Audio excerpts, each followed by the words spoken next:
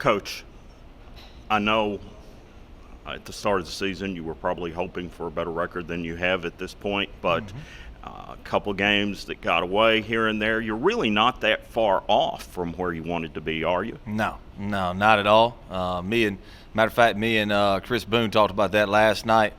We sat up here late last night, and we made that comment. I mean, you get maybe a couple of turnovers that don't hit the floor. You look at the Tennessee Tech game, a couple of things go different there. The UT Martin game, couple of things. The ball bounces a little different there. We've been in every ball game other than, and I keep saying, other than the SEMO game. The SEMO game, I never felt like we came ready to play that week. But other than that game, I mean, you've got a realistic shot to be sitting here, with a record that puts you in the one of the top teams in the conference. And I really truly believe that. And we're just, we're so close. And I think that's what's made it so fun this year. And I know that sounds weird to say with the record that we're at, but it's made it so fun. But at the same time, it's made it very heart-wrenching sometimes because we are very, very close. How much have you been hurt by injuries? We did pretty well leading up until about 2 weeks ago, and then it just seemed like instead of it all being spread out over a period of time, normally you hope that you can spread your injuries out over an 11-game season, and we rocked them along there pretty good for quite a while with just very minor injuries, nick, a bump, a bruise here, and then all of a sudden 2 weeks ago. It was like last week, I told you we went into the game with 14. I told you we went into the game with 14 that would be questionable at all. It actually wound up being 15 because Joe Irby broke his hand Thursday night before the game. And it's just, it's just one of those things, and you got to figure out a way to work around it and patch some things together and so on and so forth. And I felt like we did that. But, it's football, man. It's a physical game. And, you're going to have to work through some injuries, and we've had to do that. Katie Humphreys is having a terrific season. He's close to or on track to surpass Casey Brockman's record for yards in a season. Have you been surprised by how well he's played? No, not really. I was obviously – there was a lot up in the air, after last year. There always is. When you have a good player like that, there's a lot up in the air. You're hoping that they come back and they continue the success that they had the previous year, and that was the same. That was the same thought process going into this year. We were hoping that KD could continue on the success that he had last year, but you never know. But I wouldn't say that it surprises me, just from a standpoint of, and I've said this a bunch. That guy's one of the most blue-collar guys we got on the team. He's every summer since he got to Murray, he stayed here every summer. He's found a way to stay with somebody, sleep on somebody's couch, find a job or whatever he had to do to stay here and throw, with the receivers. And then on the flip side of that, all those receivers. You're talking about Jeremy Harness, Janoski Davis, Paul Rice. Those guys have done the same thing. They found a way to get a job. Janoski Davis, he works like 3 jobs during the summer. You order a pizza, there's a good chance he's going to be the one delivering it to you, especially on Monday nights. And it's because he wanted to stay here. He wanted to get balls. He wanted to catch balls, throw, lift weights, and all of that stuff. Is starting to pay huge dividends for those guys, and I think that's partly the success that KD's having right now. Now, the trick to that is you got Casey Brockman, whose stats he's about to surpass, and that's the reason why every Sunday when we come in, Casey Brockman only wants to talk about the run game. That's all he wants to talk about is how we're going to run the football. He doesn't want to throw it anymore. So if I can get Casey to stop sabotaging him, then maybe he'll have a chance. On the defensive side of the football, do you feel like you've made pretty good strides this year? I do. I really do. Just from a standpoint of effort, physicality, not as many busted plays, just truly just busted plays and things of that nature. Now, have we had some big gains? Absolutely, but most of our big games have not been from misalignments and things like that. It's been, a dude jumping over our head and catching it and running the rest of the way in. And I can think of 2 right now that are just true misalignments, just guys out of whack, out of gap. things like that. And I think just from a standpoint of being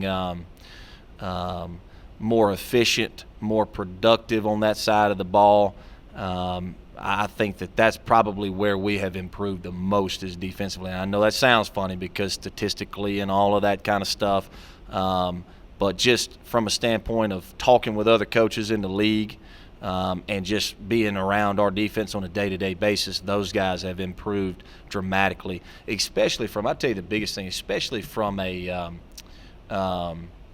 just a mindset kind of identity. You know what I mean? Just those kids, when they walk around the building, they've got a little bit of confidence about them. They've got they know that they're close. They know that they've got some pieces in place and that they're close. And one play here, and if we don't get out-gapped here, then we're okay. You know, and I think that's the biggest thing is it's just a little bit different air about those kids, and they're not walking around so beat down all the time now, and that's very, very encouraging moving forward. My weekly theme question. What is the theme this week going into build? Build, you know, and it has a lot of different meanings. It's build off of last week, obviously the win, and I tell you the reason why I went that way is because it's been an awful long time since Murray State has come back and won from behind. You know, we did it SEMO last year at the beginning of the year, a 4-point deficit, you know. But, I mean, you're talking about being down 10 points in the fourth quarter. It's been a long time since we have actually stayed in the fight, kept throwing punches, and fought our way back to a victory, especially in overtime like that.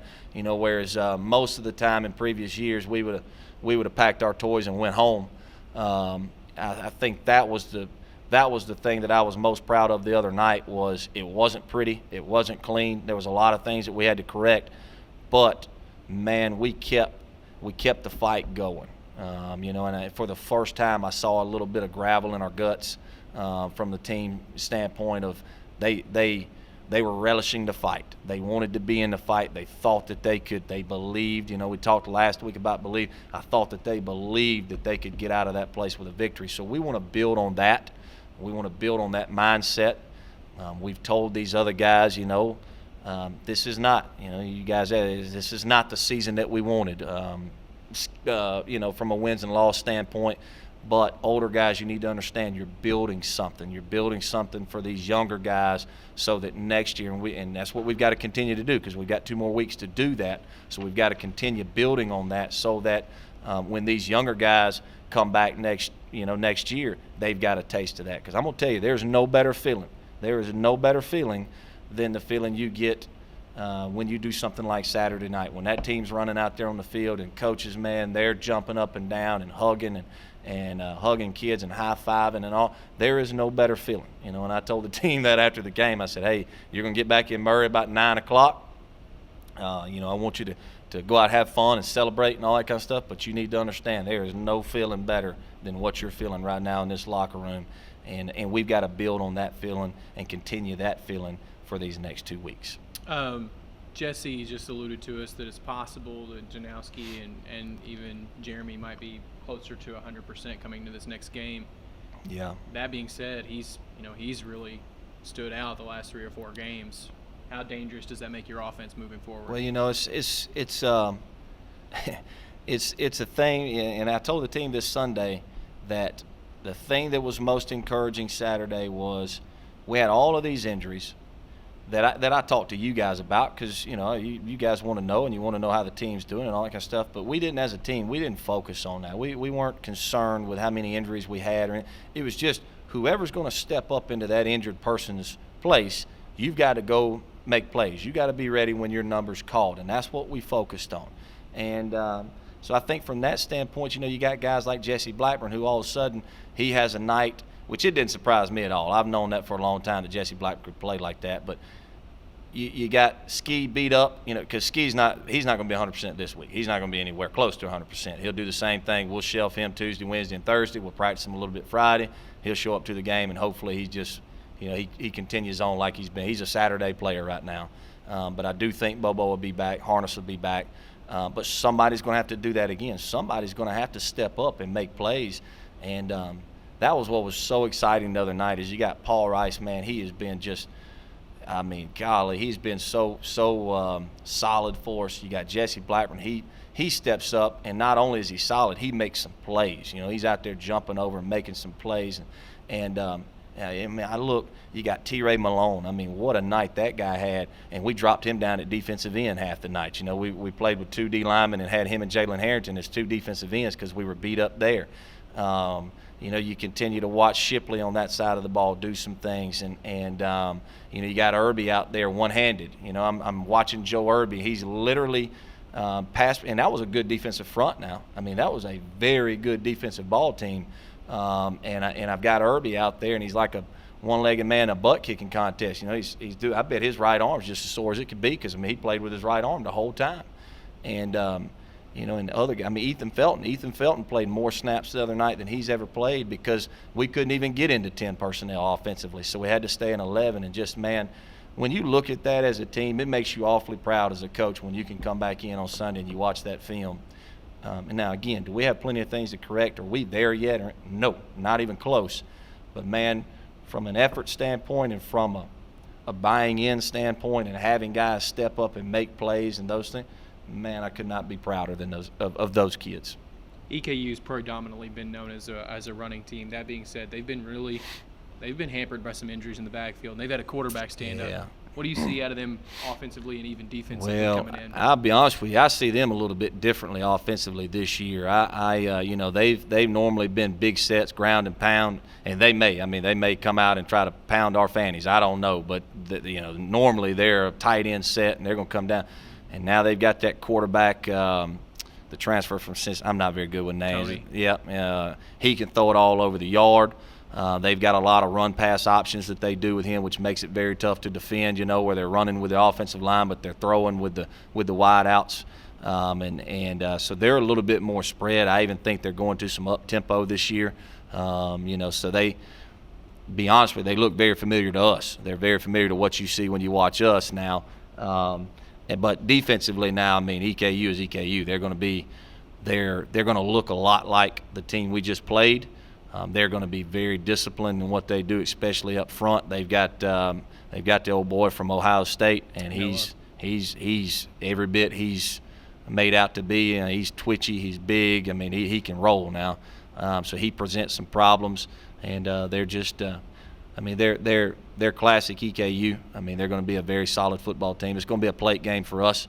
I don't even know if they're ranked anymore, but to me, this is a in-state rivalry, so it's going to be a plate game. I don't care if both of us wind up being last in the conference from here on out. Every time we play Eastern Kentucky, if we win, that's going to be a horseshoe on the wall for us because, to me, it's the state championship game. Absolutely. Do you feel like somebody like Elijah Daniel, who's also, you know, a big transfer out of Auburn, maybe he'll rise to the occasion? They won't go against each other, but I hope so. You know, you're hoping that all your big time playmakers make big time plays in big time games, and this is a big time game for us. And you know, and it'd be a home game, so that'll be nice. You know, we get to play them at our place, and you know, you're hoping that all the guys that you're counting on, you know, step up, rise, and just like they did last week, we've got to build on that. We've got to build on that philosophy of, hey, this is your chance, this is your moment, your number's going to be called, and you've got to be ready when your number's called. And you know, obviously, especially with us having to do some things at the defensive front and drop T-Ray down and drop Jalen down. You know, when a guy like Elijah's in the game, he's got to go. He's got to get in the backfield, got to make some plays. No different than Bishop Woods, no different than Mason, no different than any of those guys, and no different than T-Ray and Jalen. Just because you're playing out of position, that does not give you a free pass. You got to go. You know, you got to put pressure on the quarterback. You got to do what you're supposed to do, and that's at every position.